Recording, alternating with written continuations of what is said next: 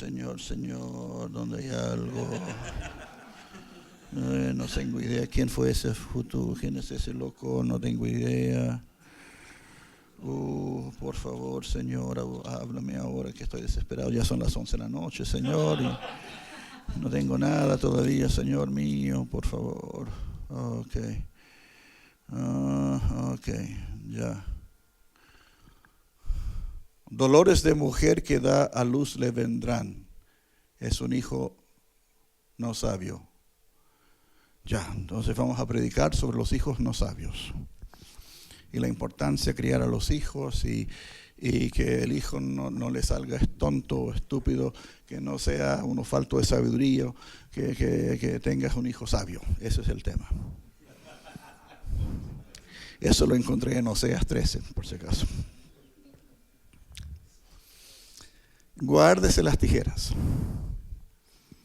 Eso de leer un solo versículo sin tomar en cuenta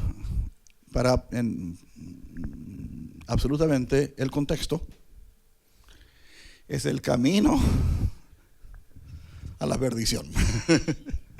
Es el camino al error. Todas las sectas falsas manejan la Biblia de esa manera. Converse con un mormón, converse con un testigo de Jehová, pronto se va a dar cuenta que así es como tienen cositas que han seleccionado muy bien y a veces hasta medio versículo y leen esa parte nomás y todo suena muy coherente al que no sabe y le creen. Pero si uno solo lee un poquito de contexto ya se dará cuenta que no, sí está hablando de otra cosa, hombre, y es otra la perspectiva y es otro el asunto. Ese es el error más común que tenemos. Pero hay otros. Y vamos aquí, en esta hora, vamos a ir haciendo una pequeña lista de algunos criterios de observación que hay que mantener en mente a la hora de estudiar las Escrituras para preparar un mensaje, un estudio bíblico, una clase, un devocional, lo que sea.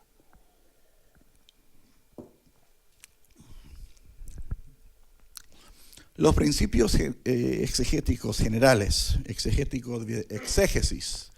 Usted entiende la palabra exégesis, es una palabra griega que simplemente significa extraer, sacar a la luz.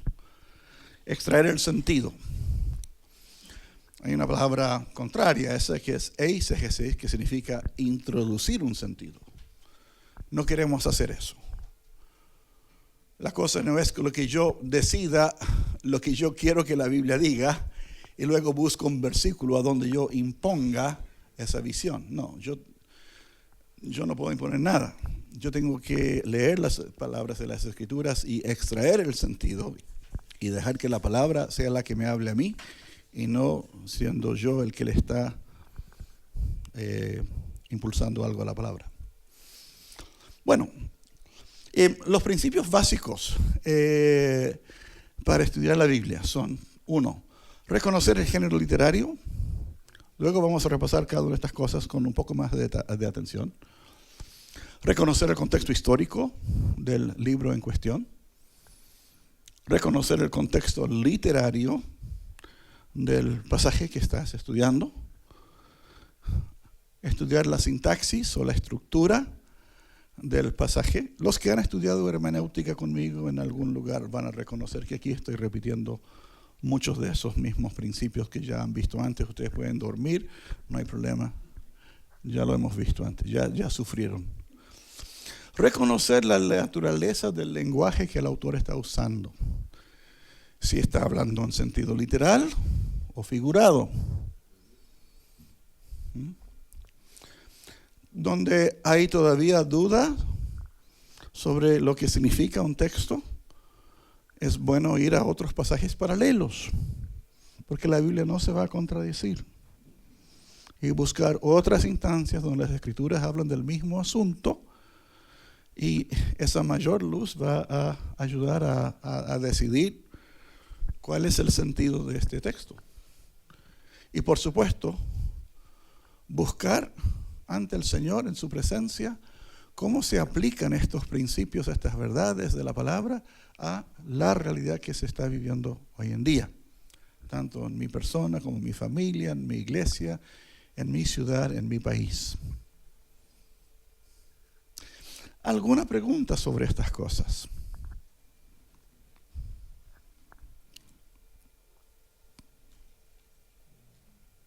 ¿Ninguna? No, no es lo mismo.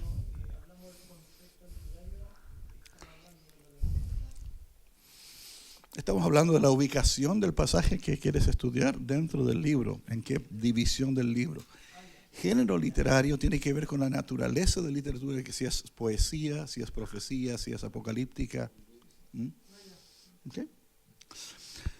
Entonces, vamos por uno. Y lo que vamos a hacer es repasar esto rápidamente y luego quiero dar ya en esta primera hora un ejemplo de un pasaje, porque Juan Carlos dijo, sobre todo lo que queremos hacer es ver algunos ejemplos, algunos casos.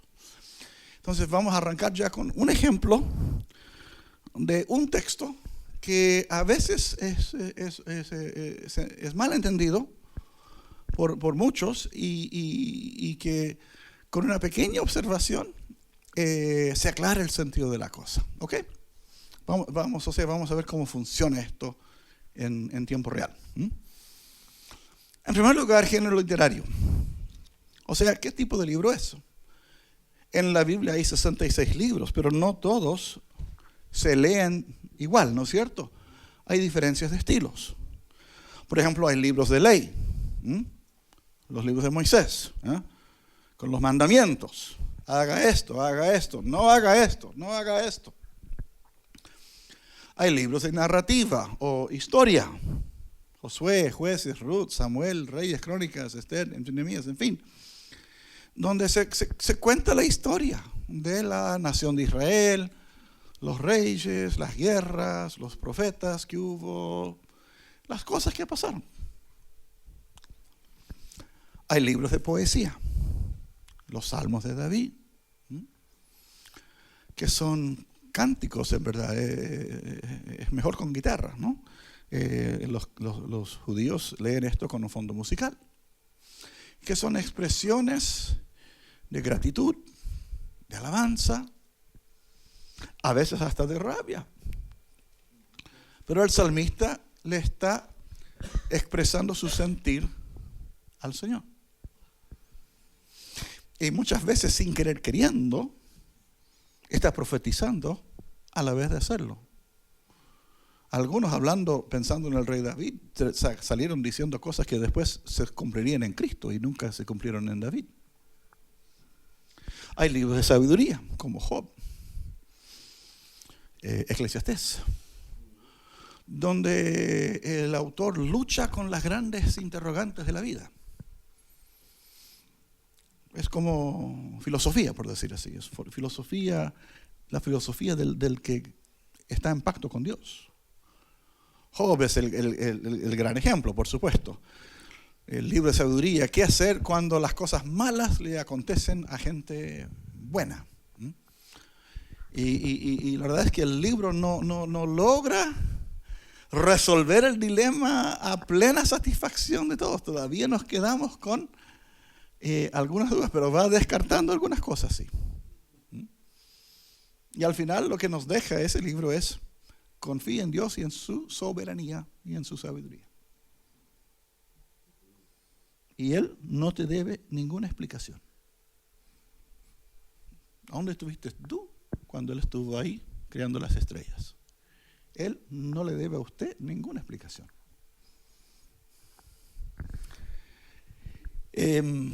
Profecía. Ay, por favor. Profetas mayores y menores. Y esos son libros que son... La diferencia grande de los libros proféticos y los otros libros bíblicos es que los otros libros en general son libros que se escribieron de un viaje. O sea, por ejemplo, cuando Pablo le escribe a Timoteo, no se demoró 20 años en escribir la carta. Lo habrá escrito, no sé, un par de días, una semana quizás un par de horas.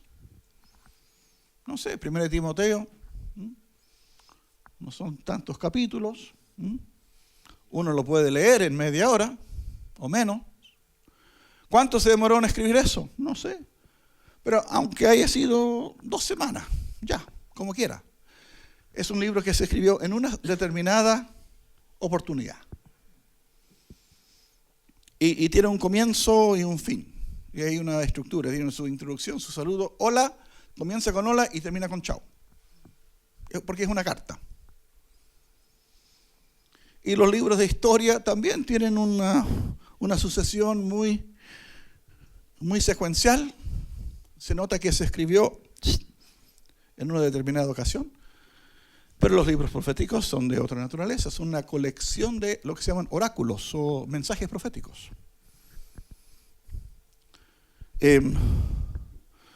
A ver, les doy un ejemplo. Miqueas 1. ¿Dónde queda Miqueas? Mira, yo lo encontré por suerte, tengo suerte hoy día. Viene después de Amós, no sé si eso te ayuda o no. Miqueas 1:1 dice esto.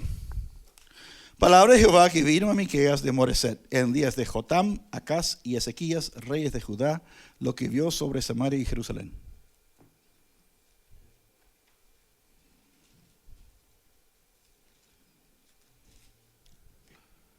Entonces, este es el libro de las palabras de Jehová al profeta Miqueas durante 3 gobiernos, durante 3 regímenes. El reino de Jotam, Acaz y Ezequías. Y Acaz, si recuerdo bien, reinó como 20 años. Y entonces, si yo sumo tantos años de Jotam y tantos años de Ezequías, estos 7 capítulos, sin embargo, están reflejando mensajes que el profeta recibió de Jehová en no menos de 30 años. Hay 30 años de ministerio reducido a 7 capítulos. Es como esto. Mi pastor Oscar, ¿cuántos años de pastoreo lleva usted? 56 años. Imagínese si algunos hermanos hubiesen estado grabando los sermones del pastor Oscar durante todo ese tiempo. Y que en algún momento uno fuera a decir, mire, tenemos aquí una colección de los mensajes del pastor Oscar. Y vamos entonces a escribir estas cosas y queríamos sacar un libro con una colección de los mensajes que ha dado el pastor Oscar. Y hay instancias cuando un pastor que se jubila, justamente alguien hace esa gentileza. Si tienen el material con que trabajar, ¿no? Entonces, es un libro, pero no es un solo mensaje. No es un mensaje que se dio en una determinada oportunidad, sino que es una colección de mensajes que se dieron en diversos lugares y en diversas oportunidades. Así es el libro de Miqueas. Es una colección de pequeños mensajes que él fue dando durante un montón de años. Pero si hay 7 capítulos, ¿eso quiere decir que son 7 mensajes? No. Lamentablemente no es así. Ojalá fuera tan fácil. La división de la Biblia en capítulos es una cuestión que hicieron en el tiempo de la Edad Media y no siempre usando la mayor sabiduría en esas divisiones. Y bueno, pero ¿cómo distingo dónde termina un mensaje del profeta y comienza el otro? Bueno, a veces dan la fecha.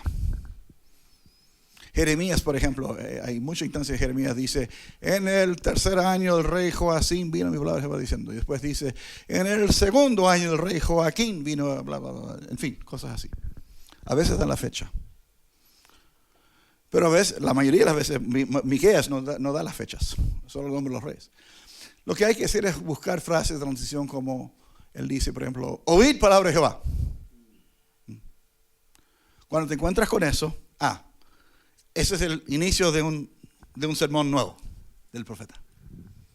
Entonces, los libros proféticos, ¿cómo se deben estudiar? ¿Capítulo por capítulo? No. Oráculo por oráculo. Eso es un poquito más complicado. Pero Entonces, por eso digo, la primera pregunta que uno hace es, ¿qué género literario es? Porque según el género, si voy a predicar de un salmo, o si voy a predicar de Isaías, tengo una caja de herramientas diferentes para trabajar con Isaías que con el salmo. Porque tengo otros criterios, de otras herramientas finas para buscar el sentido del pasaje. ¿Se entiende la idea? ¿Aló? Algunos ya se me están durmiendo, lo siento mucho.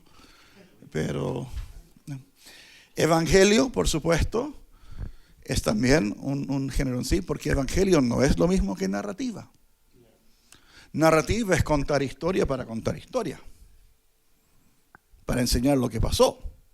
Pero evangelio es contar una historia con el fin de persuadir a alguien a que crea en Cristo y se convierta a nuestra fe. Es evangelismo, es evangelio. Y cada evangelista escribe a un público diferente y por eso tiene un acercamiento un poco diferente, tiene un énfasis un poco diferente por la naturaleza de las personas a quienes está hablando. Y las epístolas son libros de enseñanza, donde se expone todo el misterio de Cristo y su venida y su muerte en la cruz y lo que eso significa y qué sé yo.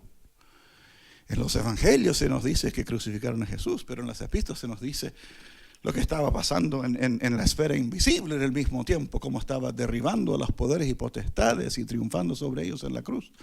Está la explicación teológica de todo el asunto.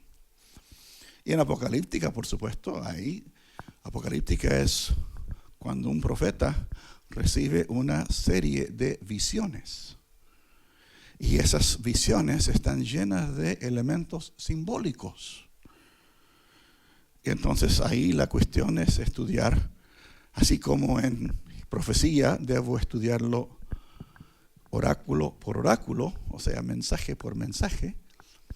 En Apocalíptica tampoco estudio capítulo por capítulo, debo estudiar visión por visión. La visión del primer sello, la visión del segundo sello, la visión del tercer sello, visión por visión. Y tratar de entender lo que está detrás del simbolismo de esos elementos simbólicos. Entonces esa es la primera pregunta. ¿Qué tipo de libro es? Hay un libro que les quiero recomendar que explica muy bien esto de los géneros y las diferencias. Se llama Hermenéutica Bíblica por José Martínez. ¿Cuántos ya tienen ese libro? Hermenéutica Bíblica por José Martínez. Vamos, yo sé que algunos lo tienen. Marco, tú lo tienes. Iván Olave, tú lo debes tener. Los que estuvieron en el set, casi todos, porque lo usamos como texto. Si no lo tiene en mano, cómprelo porque es un buen punto de partida.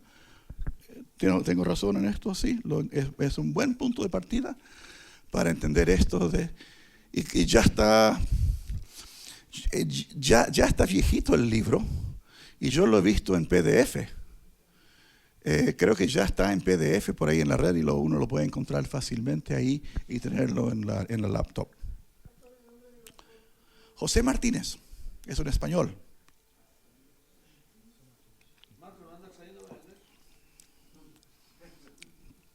¿Aún vive José Martínez? ¿Ah? Aún vive, pero está bien viejito. Él es bautista, ¿no es verdad? Sí. Pero muy, muy bueno el libro. Y el otro autor que quieren comprar es Gordon Fee, F-E-E. Es de las Asambleas de Dios. Sus libros son un poco más avanzados, un poco más pesados, pero por ejemplo él tiene, ¿cómo se llama? Exégesis del Nuevo Testamento se llama. Y también la lectura eficaz de la Biblia. La lectura eficaz de la Biblia es también un libro que no puede faltar. Todos deben tener la lectura eficaz de la Biblia por Gordon Fee. ¿Cuántos lo tienen? La lectura eficaz de la Biblia. Él es de la Asamblea de Dios, es pentecostal, pero es en verdad una obra excelente, excelente, excelente para entrar en el tema de cómo conocer las distinciones y qué herramientas demanda qué tipo de literatura es. Porque si uno no se da cuenta de estas cosas, puede caer en grandes errores. Por ejemplo, los adventistas hacen su escatología al interpretar un libro de sabiduría como si fuera epístola. Y ahí la embarraron. Se equivocaron de la caja, en qué caja de herramientas trabajar.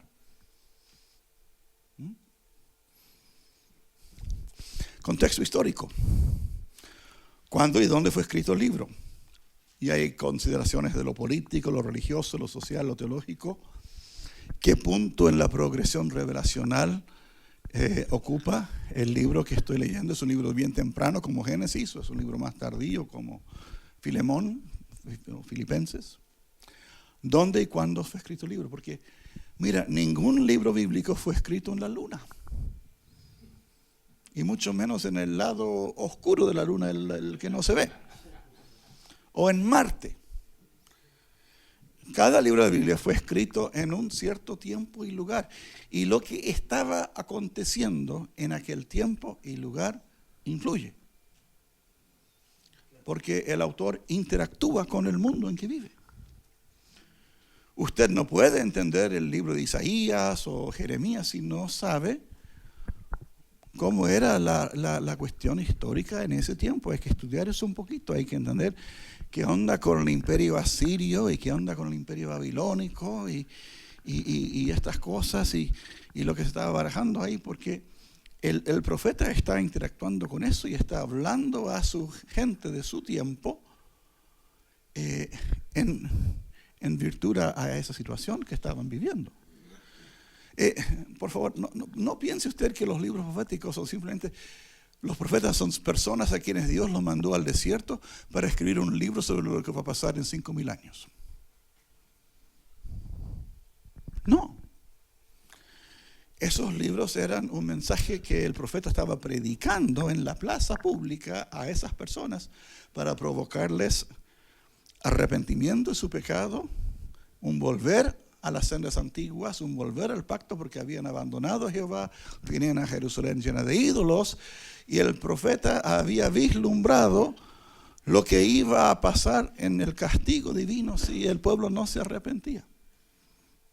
Y aun cuando Dios hablaba al profeta sobre las cuestiones aún más distantes, más futuras, sobre el Mesías y sobre el gran día de Jehová y el reino de Jehová sobre todas las naciones y temas que las entendemos de milenio y todo. Aun cuando él habla de esas cosas muy distantes, las habla para provocar cambio en la gente de su generación, para conducirlos al arrepentimiento. Y sabemos que lamentablemente el pueblo de Israel no le hizo caso a los profetas que Dios le mandó y fueron conquistados por los asirios. Y el pueblo de Jerusalén tampoco hizo caso a los profetas, como Miqueas, que acabamos de ver. Y Babilonia entonces invadió y destruyó Jerusalén y fueron al exilio. Entonces, hermano, usted, por favor, tómese el tiempo con su diccionario bíblico o vaya online, hay tantas herramientas, el eSword y tantas cosas que hay gratis hoy en día, e infórmese del fondo histórico de su pasaje, porque le va a iluminar mucho. Bote la tijera, no trabaje en un vacío, trabaje en un contexto histórico. Y también trabaje su pasaje en su contexto literario, o sea, ¿en qué parte del libro aparece el texto que estoy estudiando? Porque los libros tienen sus grandes divisiones. Y esas grandes divisiones tienen temas principales y temas secundarios. Usted no puede simplemente tomar la tijerita y recortar un versículo y hacer que diga lo que usted quiera que diga. Usted tiene que ver en qué tema del libro, en qué división del libro está y cuál es el tema de esa división y qué parte del argumento es este versículo. En epístolas, el contexto literario es la epístola completa porque son libros breves. También considera el contexto inmediato, el capítulo en que uno está. En ningún caso se debe extirpar un versículo de su contexto ignorando la intención del escritor. El análisis sintáctico. Esto es un poquito más complicado. Algunos isomistas aquí sufrieron un poquito con esto, pero aquí todos sobrevivieron muy, muy bien. Y a ver si mañana vamos a jugar con esto. Voy a ver si inventamos algo. En el colegio, cuando estudiaron castellano y gramática, en algún momento les hicieron hacer diagramación gramatical, tomar una oración y decir, esto es el sujeto, esto es el verbo y esto es el predicado. ¿Sí? Hicieron eso, ¿no es cierto? Y hasta uno puede decir, por ejemplo, el sujeto, Pedro, verbo, tiene, dos perros, ya. Entonces, sujeto, verbo, predicado. Y uno lo puede poner ahí, poner una rayita y qué sé yo, S de sujeto, V de verbo. En el colegio quizás hicieron algo así, en la básica o la media. Es hacer algo parecido, pero con el versículo bíblico. Pero no solo que es sujeto, verbo y predicado, ir dar dos pasitos más. Aquí se analiza cada oración gramatical del pasaje bajo estudio, o sea, el texto que quieres predicar, por ejemplo, y hay que reconocer el flujo de las ideas del autor, hacia dónde van sus palabras, y cuál es el lugar correcto de cada palabra en relación con las demás palabras en la oración. Y eso se logra mediante una diagramación en virtud de las ideas coordinadas y subordinadas del texto. Y esto de ideas coordinadas y subordinadas las vamos a ver después, ¿ok? No le tengan miedo, no soy el cuco, no vine a morder a nadie, por favor, ya. Aleluya. Este punto tiene más importancia de lo que usted se imagina. El lenguaje figurado. En años recientes me he venido a dar cuenta de cuán importante es esto. Porque muchos de ustedes saben que a mí me interesa mucho el tema de las enseñanzas neopentecostales. Y me preocupan. Ahora, los neopentecostales son nuestros hermanos en la fe, aman al Señor. Ahí no tenemos discrepancia. Son parte del cuerpo de Cristo y son nuestros hermanos en la fe. Pero hay algunas enseñanzas en el movimiento neopentecostal que a mí me preocupan mucho. Y temas, por ejemplo, de guerra espiritual estratégica, maldiciones generacionales, atar y desatar, en fin.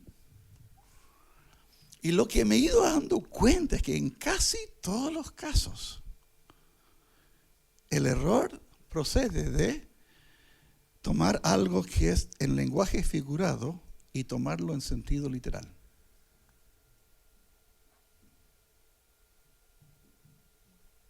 En casi todos los casos cometen el mismo error, donde el autor dice algo que está evidentemente en lenguaje figurado, por lo que los judíos son re buenos para usar el lenguaje figurado, igual que el chileno. Oiga, aquí en Chile usamos más lenguaje figurado. Un chileno sale de Chile, se va a Colombia y no lo entienden. Si habla con un amigo acá. Y el neopentecostalismo comete mucho esa falta de tomar algo que el autor dice en sentido figurado y ellos lo toman en serio como literal. Y tomándolo literalmente, inventan todo un aparataje doctrinal para fortalecer la existencia de esa cuestión. Y les doy un ejemplo, hombre fuerte.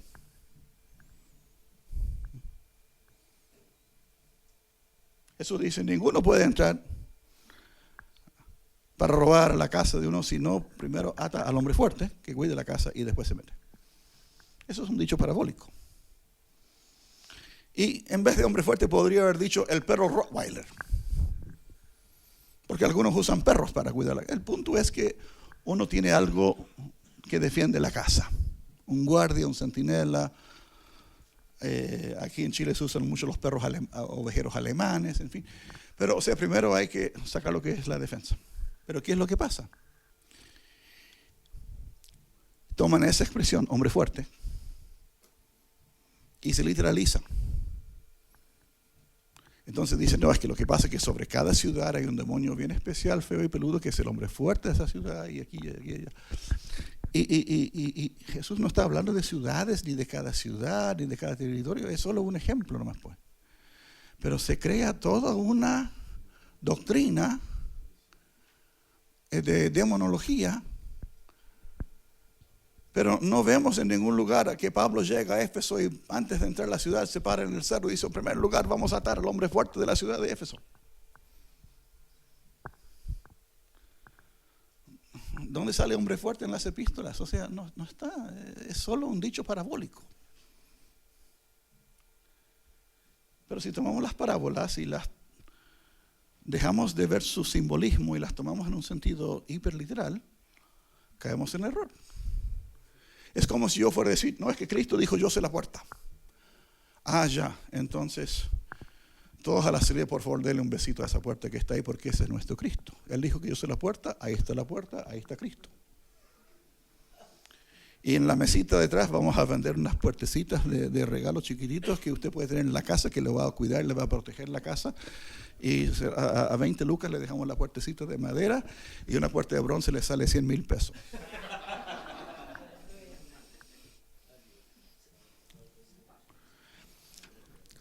Hay una iglesia en Colombia donde han tomado lo de Efesios 6, la espada del Espíritu. Y tomar la espada del Espíritu. Y venden espadas en la iglesia.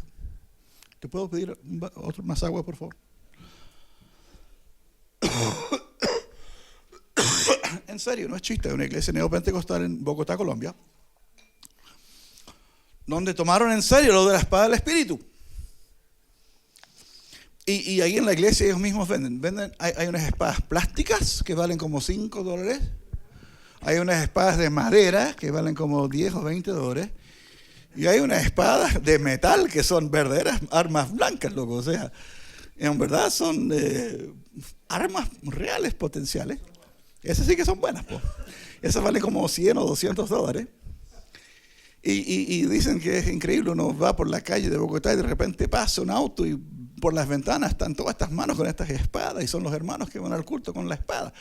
Porque levantan la espada en el culto, porque tomar la espada del Espíritu, y aquí tengo la espada del Espíritu y es para cortar y desatar las bendiciones y para hacer la guerra espiritual y matar a los hombres fuertes. Pero Pablo no estaba diciendo, vaya, cómprese una espada de madera o de metal y vaya a hacer. Él dice, y tomar la espada del Espíritu, que es la palabra de Dios. O sea, está diciendo, ¿qué dice? Lea la Biblia. Estudie la Biblia. ¿Qué es tomar